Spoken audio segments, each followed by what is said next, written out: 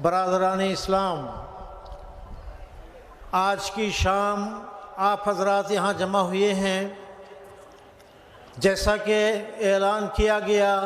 دو چیزوں کے سلسلے میں جاننے اور اپنے موقف کا، اپنے سٹینڈ کا اظہار کرنے کے لیے یہ دو عنوان ہیں۔ ایک شریعت مسلم پرسنل لا اور دوسرا عنوان ہے اوقاف، یعنی ہماری وہ املاک اور جائیدادیں جو اللہ کی رضا کے لیے، اللہ کے دین کے لیے، بندوں کی خدمت کے لیے اس کے راستے میں وقف کی گئی ہیں۔ آج اس ملک میں جہاں بہت سے دیگر مسائل کا بھی ہمیں سامنا کرنا پڑ رہا ہے، مدارس کا، ماب لنچنگ کا، ہمارے اداروں کا اور بے شمار مسائل ہیں، اس میں یہ دو ابھرے ہوئے ایشوز ہیں جو اس وقت مسلمانان ہند کے سامنے ایک چیلنج بن کر کھڑے ہوئے ہیں۔ اللہ تعالیٰ نے ارشاد فرمایا، اور یہ حجۃ الوداع کے موقع پر نازل ہونے والی آیت ہے جس میں اس بات کا اعلان کیا گیا کہ الیوم اکملت لکم دینکم، آج کے دن میں نے تمہارے لیے تمہارے دین کو مکمل کیا،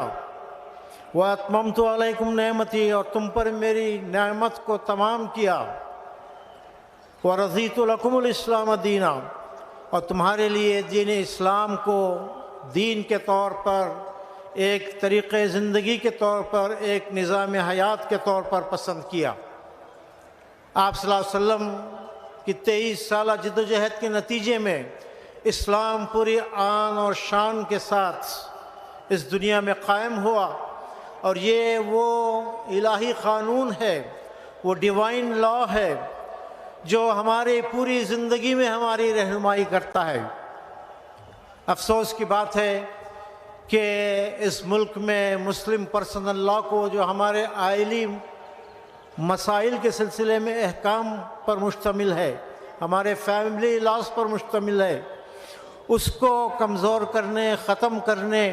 اور اس کی جگہ ایک یونیفارم سول کوڈ کے نام سے ایک انسانوں کا بنایا ہوا قانون یہاں لاگو کرنے کی، مسلمانوں پر اس کو پابند بنانے کی ایک مذموم سازش یہاں رچی جا رہی ہے۔ ہمارے لیے اللہ کا قانون بس ہے، اللہ کا بتایا ہوا قانون وہ شریعت ہے جو ہمارے لیے عزت کا، شرف کا، امتیاز کا اور ہمارے لیے ایک امتیازی شان رکھنے والا اللہ تعالیٰ کا ایک قانون ہے۔ وہی ہمارے لیے کامیابی کا راستہ ہے، وہی صراط مستقیم ہے۔ مسلمان کسی قیمت پر اپنے پرسنل لا میں کوئی مداخلت برداشت نہیں کریں گے۔ آئے دن اس طرح کی کوشش ہوتی رہی ہے اور اس وقت بھی یہ باتیں ہو رہی ہیں، چنانچہ اس موقع پر ہم سب کو اس بات کا اعلان کرنا چاہیے، عزم کرنا چاہیے کہ اللہ تعالیٰ کے اس قانون کی ہم مکمل پیروی کریں گے۔ اس کو دونوں قسم کے خطرات آج لاحق ہیں۔ داخلی طور پر ہم اس سے واقف نہیں، ہم اس پر عمل پیرا نہیں، ہم اس کی تفصیلات کو نہیں جانتے، اس کی خلاف ورزیاں کرتے ہیں۔ یہ ایک بہت بڑی کمزوری ہے جس پر قابو پانا ہے، اور خارجی طور پر بار بار اس میں چھیڑخانی کرنے کی اور پیس میل طریقے سے اس قانون کو بدلنے کی یہاں کوششیں ہو رہی ہیں۔ چنانچہ ہم آج ایک پرزور آواز میں اعلان کرتے ہیں کہ پرسنل لا کو ہم کسی قیمت پر اس میں کوئی مداخلت برداشت نہیں کریں گے۔ آرٹیکل 44 اس ملک میں ریپیل ہونا چاہیے، مسلمانوں کو اس سے ایگزمپٹ کیا جانا چاہیے، اور ہمیں اپنے معاشرتی زندگی، خاندانی زندگی میں اپنے قانون کے مطابق اپنے معاملات چلانے کی پوری آزادی ہونا چاہیے۔ یہاں کے دستور نے بھی اس بات کی اجازت دی ہے۔ آرٹیکل 25-26 میں اس ملک میں جتنے مذاہب ہیں، اس ملک میں جتنے ٹریڈیشنز ہیں، ان سب کو اپنے قانون پر عمل کرنے کی اور اپنے ایسٹس، انسٹیٹیوشنز، اور اسی میں اوقاف کا بھی ذکر کیا جا سکتا ہے، اس کو مینیج کرنے کی مکمل آزادی دی گئی ہے۔ چنانچہ ایک طرف پرسنل لا کی بات ہے تو دوسری طرف اوقاف کا وقف امینڈمنٹ بل جو اس وقت زیر بحث ہے، اس میں مسلمانوں کو اپنے اوقاف سے بے دخل کرنے کا، ہمارے مساجد، ہمارے عیدگاہیں، ہمارے قبرستان اور ہمارے بے شمار ادارے جو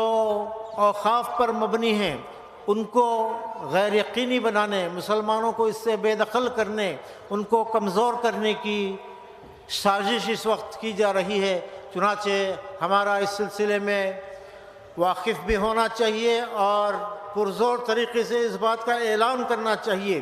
کہ ہم اپنے اوقاف میں کسی قسم کی مداخلت گوارا نہیں کرتے۔ اس وقف امینڈمنٹ بل کو